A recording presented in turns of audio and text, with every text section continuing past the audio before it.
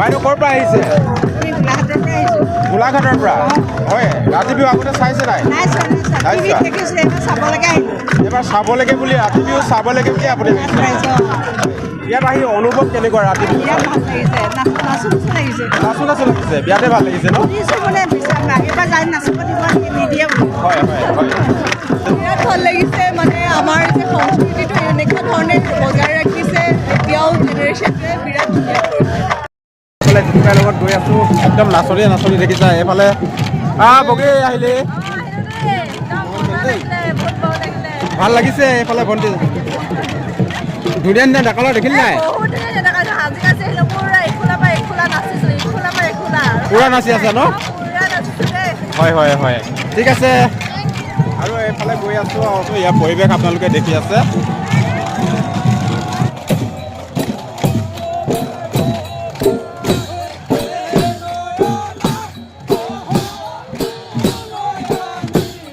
মই বৰ্তমান উপস্থিত আছোঁ কাকপথাৰত, আৰু কাকপথাৰত মৰাণ জনগোষ্ঠীৰ যি পৰম্পৰা ৰাতি বিহু, এই ৰাতি বিহুত বিশ্ব দৰবাৰত প্ৰসাৰ আৰু প্ৰচাৰ কৰিবৰ কাৰণে আয়োজন কৰি তেওঁলোকে চৌপাশে পৰিৱেশ দেখিছে।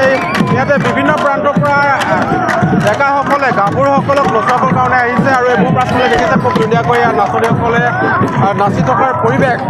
আৰু চৌপাশে আচলতে এইটো পৰিৱেশে হৈ আছে, ডাং বান্ধি দি আছে, আৰু সেই ডাঙৰতে চাট চনি মাৰি চাবে চাবে নাচনীসকলে নাচি আছে, তাৰ পৰিৱেশ দেখাই আছোঁ। আৰু এই অঞ্চলৰ বিভিন্ন প্ৰান্তৰ পৰা লোকসকল আচলতে চাবৰ কাৰণে আহিছে। মই অকণমান আপোনালোকক মনৰ অনুভৱবোৰ জনাবৰ কাৰণে চেষ্টা কৰিম। বাইদেউ ক'ৰ পৰা আহিছে? গোলাঘাটৰ পৰা। হয়, ৰাতি বিহু আগতে চাইছে নাই? এবাৰ চাবলৈকে বুলি ৰাতি বিহু চাবলৈকে বুলি আপুনি ইয়াত আহি অনুভৱ কেনেকুৱা ৰাতি বিহু? আৰু পৰিৱেশটো দেখাই আছে। ইয়াতে যুৱকসকলে খুব ধুনীয়াকৈ এতিয়া বিহু গাই থকাৰ পৰিৱেশটো দেখিছে, খুব ধুনীয়া। আৰু ঢোলৰ চাবে চাবে ইয়াতে নাচনীসকলে নাচি থকাৰ পৰিৱেশ আপোনালোকে ক'ৰ পৰা আহিছে? আমি ৰাইডঙৰ পৰা আহিছে, মাকুম ৰাইডঙৰ পৰা আহিছে। এইফালে পৰিৱেশটো অকণমান দেখাই দিব লাগে।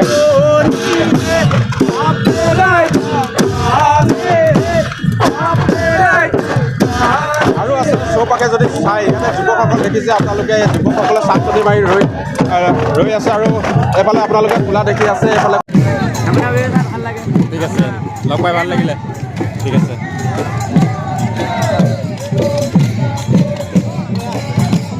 আৰু এইফালে কাকপথাৰ ৰাতি বিহুস্থলীত মই আমাৰ অতিকৈ আচলতে অসমৰ জনপ্ৰিয় কণ্ঠশিল্পী তৰালী শৰ্মা বাইদেউক লগ পাইছোঁ। আৰু বাইদেউ, যিহেতু আপুনি ইয়াত কাকপথাৰ ৰাতি বিহুলৈ আহিছে, আপোনাৰ অকণমান অনুভৱ ইয়াত আহি কেনেকুৱা লাগিছে? তাকে কৈ আছিলোঁ, সাংঘাতিক ভাল লাগিছে। মানুহৰ উৎসাহ আটাইতকৈ ডাঙৰ, ইমান পৰম্পৰাগতভাৱে গোটেই তেওঁলোকে কাৰ্য কৰিছে ইয়াতে। কি বুলি কওঁ, বৰ আন্তৰিকতাৰে কৰিছে আৰু খুব আনন্দ পাইছিলোঁ। আৰু মৰাণসকলৰ অসমীয়া সাংস্কৃতিক জগতত তেওঁলোকৰ অৱদান নাথাকি আৰু ৰাতি বিহু বিশাল। ধন্যবাদ। ৰাতি বিহু দেখিছে নাই? নাই, মই এবাৰ প্ৰথম আহিছোঁ, প্ৰথম দেখিছোঁ। ঠিক আছে বাইদেউ, লগ পাই ভাল লাগিল। এইফালে আমাৰ কেইবাজনো ককাইদেউ লগ পাইছোঁ, অভিতকে আহিলে। আৰু এইফালে ককাইদেউ লগ পাইছোঁ, ৰককা আহিলে। আৰু আমাৰ পদ্মনাথ গোহাঁই বৰুৱা চৰকাৰী আদৰ্শ মহাবিদ্যালয়ৰ সহকাৰী অধ্যাপক বিতুৰা ছাৰক লগ পালোঁ। ছাৰ, আপোনাৰ এই ৰাতি বিহুত আহি অনুভৱ অকণমান? খুব ভাল লাগিছে। আচলতে অসমীয়া জাতীয় জীৱনৰ এটা অন্যতম জনগোষ্ঠী মৰাণ জনগোষ্ঠী আজি এই ৰাতি বিহুস্থলীত উপস্থিত থাকি খুব নথৈ আনন্দিত অনুভৱ কৰিছোঁ। এই কৃষ্টি সংস্কৃতি সদায় মানে অটুট ৰাখক, আৰু মৰাণ জনগোষ্ঠীৰ ৰাতি বিহুৱে বিশ্বৰ দৰবাৰত আচলতে অগ্ৰণী ভূমিকা পালন কৰিবলৈ সক্ষম হওক, তাকে কামনা কৰিছোঁ।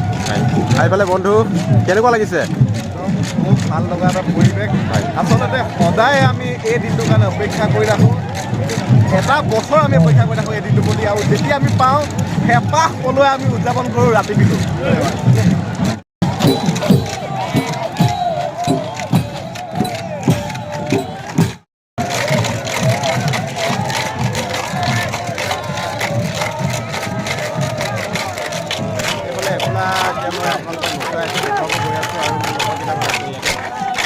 পৰিৱেশ দেখিছা।